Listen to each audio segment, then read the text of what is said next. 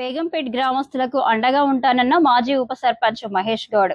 కంది మండలం బేగంపేట్ గ్రామంలోని ఇళ్లకు గ్రామ పంచాయతీ నుండి నోటీసులు రావడంతో ఆందోళన చెందిన గ్రామస్తులు మాజీ ఉప సర్పంచ్ ఈదులకంటి మహేష్ గౌడ్ నివాసానికి వచ్చిన బాధితులకు అండగా ఉంటానని హామీ ఇచ్చిన మహేష్ గౌడ్.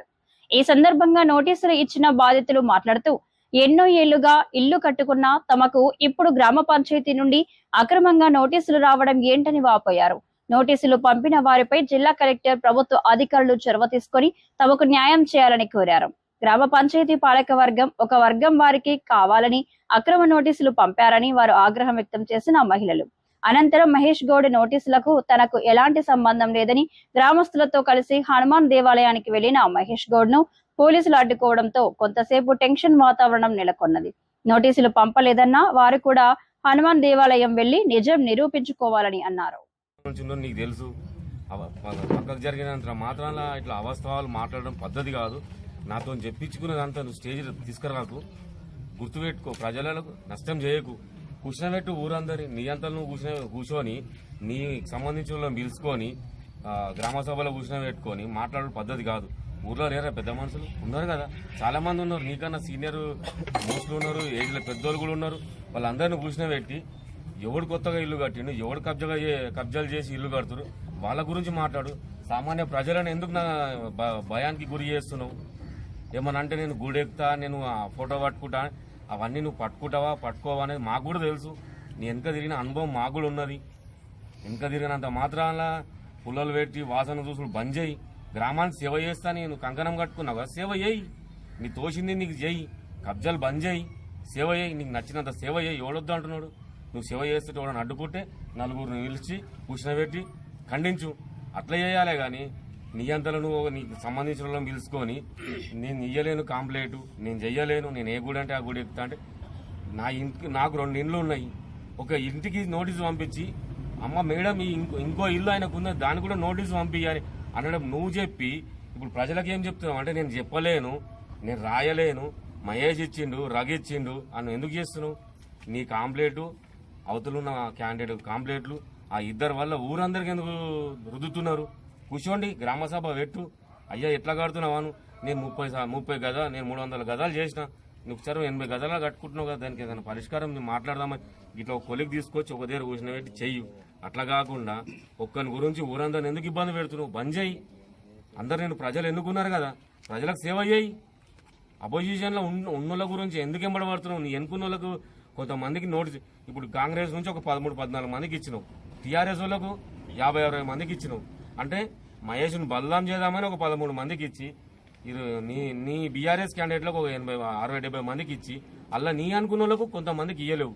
అది కూడా దృష్టిలో అందరికి తెలుసు. అట్లా కాకుండా చేయి, సేవ చేయి. కూర్చున్నావు, ఏడ మాట్లాడదాం చెప్పు, గ్రామ పంచాయతీలో మాట్లాడదామా లేకపోతే రోడ్డు మీద కూర్చొని మాట్లాడదామా? రా, అందరిని వీళ్ళు కూర్చొని మాట్లాడు. ఎక్కడ అన్యాయం ఏం జరుగుతుందని చెప్పు ప్రజలకు. మహేష్ వాళ్ళకి ఇది అన్యాయం జరుగుతున్నాను, వేణు వాళ్ళు ఈ అన్యాయం జరుగుతున్నాను, వేణు ఆడ కబ్జా చేసినాను నువ్వు చెప్పు. నువ్వు చేసిన కబ్జాలకు నేను చేసిన పెద్ద అది కాదు, నేను చెయ్యలేని అంటలే, చేసిన ఎంత చేసినా అనేది నీకు తెలుసు, నాకు తెలుసు. నువ్వు చెప్తేనే నేను ఆడ చేసిన. అవన్నీ వద్దుగా ఇప్పుడు మాట్లాడుకోవడం మీడియా ద్వారా మంచిగా ఉండదు. నలుగుట్లో కూర్చుందాం, కూర్చొని మాట్లాడదాం. రా, ఏ రోజు పిలుస్తావు గ్రామ సభకు రా, కూర్చొని మాట్లాడదాం. మీడియా ద్వారా నేను ఇది తెలియజేయాలనుకుంటున్నా. ఈ అవకాశం ఇచ్చినందుకు ధన్యవాదాలు. రహమత్ అలీ, నాకు నోటీసులు పంపిండ్రు. ఎవరు పంపిరానంటే ఇక్కడ కాంగ్రెస్ వాళ్ళు పంపలేరా అంటారు, ఇక్కడ టీఆర్ఎస్ వాళ్ళు పంపలేరు అంటారు. మన గవర్నమెంట్ పూర్తి పంపించిందా ఇక నోటీసులు? మాకు మేము పేదవాళ్ళం, ఏడ ముస్లిం మైనార్టీలు ఏడ కబ్జా పెట్టాలి. మేము ఒక 100 గజాల జాగాలో కట్టుకున్నాం. వేరే ముస్లిం మైనార్టీలు వాళ్ళ ముత్తాతల జాగాలను వాళ్ళ దాంట్లోనే కట్టుకుంటారు. ఉన్న దాంట్లో గిట వాళ్ళు కట్టుకుంటుంటే గిట జాగాలు కొన్ని వెనకకు జరిగి కట్టుకుంటే వాళ్ళని కట్టనియలేరు. మళ్ళీ ముస్లిం మైనార్టీకి మనిషికి ఒక 100 గజాలే ఉన్న జాగా, ఎవరేం కబ్జాలేం పెట్టలేరు. వాళ్ళకు 3-4 ప్లాట్లు వాళ్ళకుంటే, మా ముస్లిం మైనార్టీకి ఒక్కొక్క ప్లాటే ఉన్నది. ఒక్క ప్లాట్ తప్పి ఒక ఇంట్లో 4 ఉంటే వాళ్ళ పంచుకొని కూడా అవకాశం లేదు. ముత్తాతలు సంపాదించిన జాగా ఏం లేదు. ఉన్న దాంట్లోనే సరిదిద్దుకుని పోతున్నాం. సరిదిద్దుకోబోతున్న దాంట్లోనే మళ్ళీ మనం నోటీసులు పంపించారు. ఎవరు పంపించినట్టు వాళ్ళకి అడిగితే మేము పంపలేం, వీళ్ళకి అడిగితే మేము పంపలేం అని చెప్తున్నాడు. అలా నోటీస్ వేయడానికి వచ్చింది. స్వయంగా మన మేడం వచ్చి పంపిందా, సెక్రటరీ మేడం? ఎవరికైనా అడగాలి. నోటీసులు వచ్చినట్టు మాకు భయం అవుతున్నది. మేము కష్టం చేసుకుని బతికేటోళ్ళం, ఆటోలు తోలుకుంటా పొద్దున్న లేచి 6 గంటలకు పోతే సాయంత్రం 6 గంటలకు వస్తాం మేము. అలాంటి వాళ్ళకి నోటీసులు పంపిస్తే మా బతుకులు ఏమో ఆగం కావాలి, మేము ఎవరికో అడగాలి. నేను ఇయ్యాల ఇల్లు కడుతుండు వాటర్ ట్యాంక్ జాగా అని మొత్తం పబ్లిక్ సృష్టించి కలెక్టర్కి ఇస్తున్నాడు తీసుకుపోయి. నేను ఇయ్యాలకు చేసింది కాదు, నేను ఇయ్యాల కట్టింది కాదు. మా నాయన చేసి కూడా 40 ఏళ్ళకల్లో మా నాయన ఉన్నప్పుడే ఉన్నాడు. మా నాయన కొన్నాడా ఏం చేసినా తెలియదు.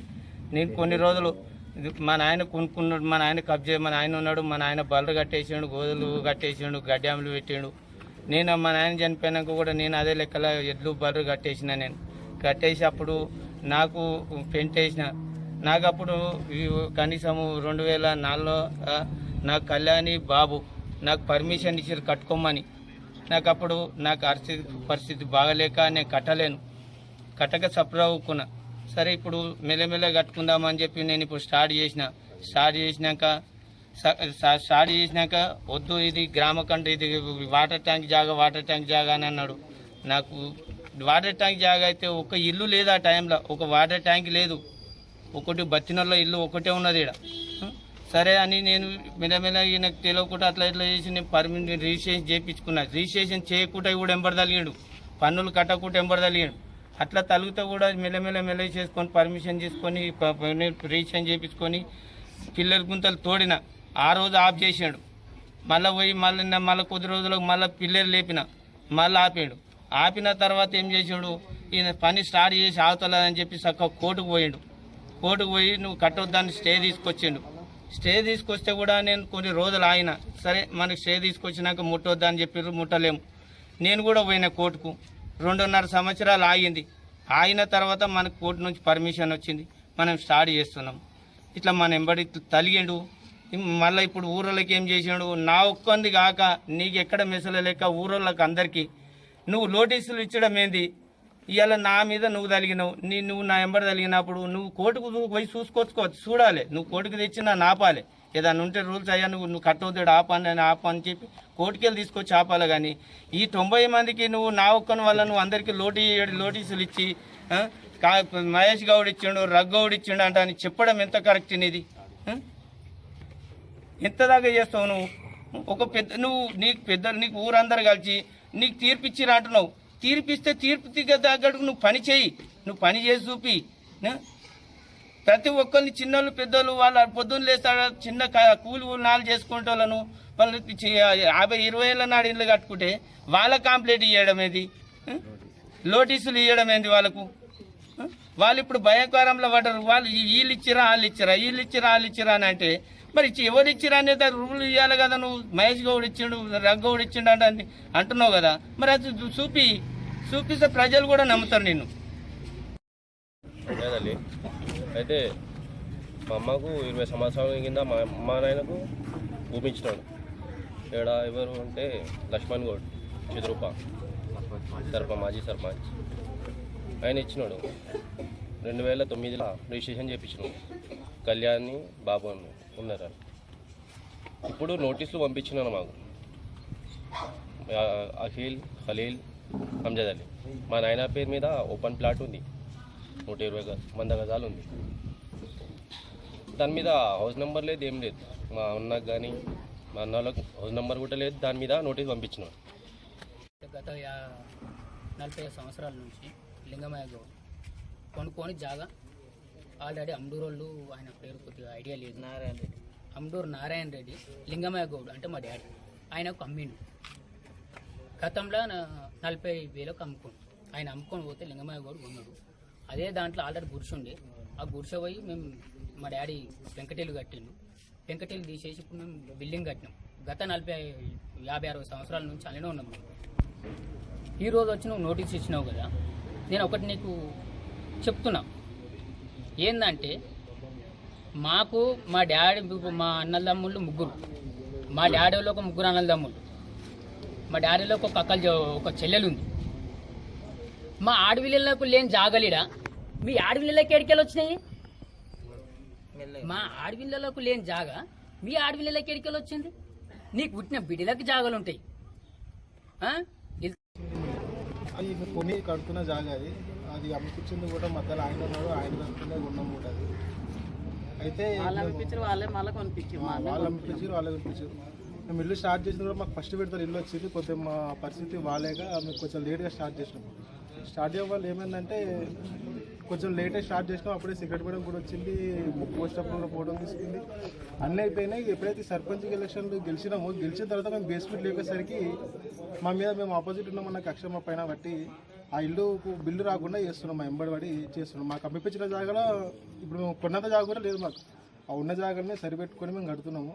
ఆ ఇల్లు కూడా మాకు బిల్లు రాకుండా చేస్తుంది. ఇప్పటికీ ఇల్లు బేస్మెంట్ అయిపోయి కూడా 3 నెలల దగ్గరకు వస్తుంది. అది మేము కొన్న జాగా మా అమ్మిపించింది కూడా ఆయనే కాబట్టి మాకు తీసుకొని మా జాగానే అమ్మిరు, మళ్ళీ మేమే వాళ్ళతో కొనుక్కున్నాం. అది కాదు, అట్లా కాదు. అయితే రాష్ట్ర ప్రభుత్వం ప్రతిష్టాత్మకంగా చేపట్టిందో ఇందిరమ్మ ఇల్లు అనేది, ఆ ఇల్లు మేము మాకు అందులో లబ్ధి పొందడం జరిగింది. అది మేము కడుతుంటే మాకు బేస్మెంట్ వరకు వచ్చిన వరకు మాకు బిల్లు రాకుండా చేస్తున్నారు. కాబట్టి అది పై అధికారులు కొంచెం మా పైన దయ చూపించి మాకు ఆ బిల్లు వచ్చి మేము కొంచెం ఇల్లు కట్టుకునేటట్టు చూడాలని మేము అధికారులను మనవి చేస్తున్నాము. మేము ఉండే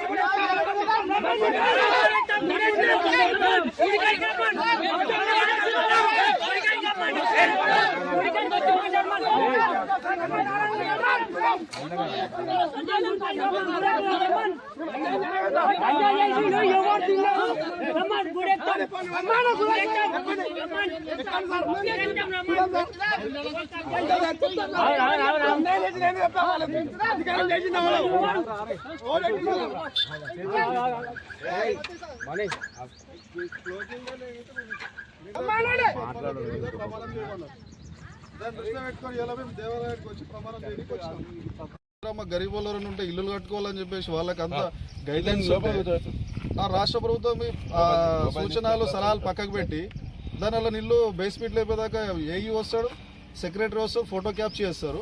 చేసిన తర్వాత మళ్ళీ ఇల్లు బేస్మెంట్ లెవెల్ రాగానే దానికి లోన్ పైసలు వచ్చే సమయంలో దాన్ని ఆపేపిస్తారు. ఇది ఎక్కడ న్యాయం? ఇది మీ డెవలప్మెంట్. వాడు కాంగ్రెస్ వాడు కట్టుకుంటే నేను బీఆర్ఎస్ వాళ్ళ వరకు ఇయ్యలేమా? ఇప్పుడు నువ్వు విలేజ్ ప్రాజెక్ట్ కొంతమంది ఉన్న వాళ్ళకి ఇయ్యలేమా? బీఆర్ఎస్ ఉన్న వాళ్ళకి రాలేవా? శాంక్షన్ చేసుకోలేరా? ఇవి ఎందుకు పార్టీలకు ముడి కడుతురు? ఏదైనా ఉంటే వ్యక్తిగతంగా చేసుకోండి, ఎవరు వద్దంటారు? ఏమన్నా ఉంటే అబ్జెక్ట్ మీరు సహకరించాలి సార్. ఎంపీఓ సార్కి కంప్లైంట్ చేయండి, ఫస్ట్ పంచాయతీ సెక్రటరీ, తర్వాత ఎంపీఓ సార్కి కంప్లైంట్ చేయండి. అంతేగాని మాకు కూడా మంచి ప్రశాంతమైన వాతావరణాన్ని డిస్టర్బ్ చేస్తారు. మాకు కూడా కొన్ని ఎథిక్స్ ఉన్నాయి సార్, విలువలు ఉన్నాయి. పబ్లిక్ నిర్ణయించరేమో. నాకు కూడా ఒక 321 ఓట్లు పడ్డాయి. మా దగ్గర ఉన్న 780 ఓట్ల చిన్న ఓట్లతో ఓడిపోవచ్చు. మాకు కొన్ని విలువలు ఉన్నాయి, ఎథిక్స్ ఉన్నాయి. గెలుపు ఓటమి అవుతుంది. నీ డెవలప్మెంట్ కానీ నువ్వు వేసే వర్క్లో కానీ మేము ఆపుతలేం కానీ డిస్టర్బెన్స్ చేస్తలేం కదా. ఏదైనా ఉంటే దాని మీద మనం నిలది. ఒకవేళ మేము ఫండ్ తీసుకొచ్చినాము అనుకో, 50 లక్షలు తీసుకొచ్చి నేను అడుగుతా, ఒకటి తీర్మానం నేను ఫండ్ తెచ్చినా, లేకుంటే నువ్వు కట్టుకుంటాను, నువ్వు చేసుకుంటే చేసుకో అని చెప్తుండవచ్చు. నేను ఓడిపోయా ఇంకా 3 నెలలు అయింది కదా. ఇవన్నీ దుర్పరచాలు చేసుడు. కంప్లైంట్ చేసాం సార్ మేము. అది ఇలా నేను కబ్జా చేయలే, నికాసుకున్నా కాబట్టి ఇలా ప్రమాణం చేయడానికి వచ్చిన. నువ్వు పెట్టిన 2 కూడా నేను సమాధానం చెప్పిన. నీకు నువ్వు పెట్టిన వాటికి కూడా సమాధానం చెప్పు. నువ్వు కొన్నావా, కబ్జా చేసినావా, ఏం చేసినావు అనేది సమాధానం చెప్పాలి. నువ్వు ఇప్పుడు రాంబాయమ్మ దగ్గర నేను కొన్నా అంటున్నావు. రాంబాయమ్మ 249 సర్వే నెంబర్లో నీకు అమ్మిందా అంటున్నావు. నువ్వు రిజిస్ట్రేషన్ చేసుకున్నావు, ఒప్పుకున్నావా? నిన్న నువ్వే ప్రెస్ మీట్ పెట్టింది, దానికి కట్టుబడి ఉండు, నిరూపించుకో. ఆర్డీఓ దగ్గరకు పోతావా, ఎంఆర్ఓ దగ్గరకు పోతావా? నేను ఏమైనా కబ్జాలు ఉంటే తీ బయటికి. ఇది సవాల్గా ఇస్తున్నాం. ఇవాళ వచ్చిన వనమల్ల గుడి కాడికి చెప్పిన టైంకి ఇక్కడ వచ్చి మళ్ళీ వీళ్ళు అడ్డుపడితేనే ఆగుతున్నాం. మీకు వెళ్ళడానికి కూడా సిద్ధంగా ఉన్నాం గుళ్ళేకి. నీకు డౌట్ ఉంటే రాంపంతులకి ఫోన్ చేశాడు, గుడి తాళం తీయమన్నామో తీయమన్నామో. సవాల్ ఇచ్చేటప్పుడు ఆలోచించి ఇస్రాలి. నీతి నిజాయితీతో ఉన్నాం కాబట్టి వాళ్ళు వస్తున్నాం.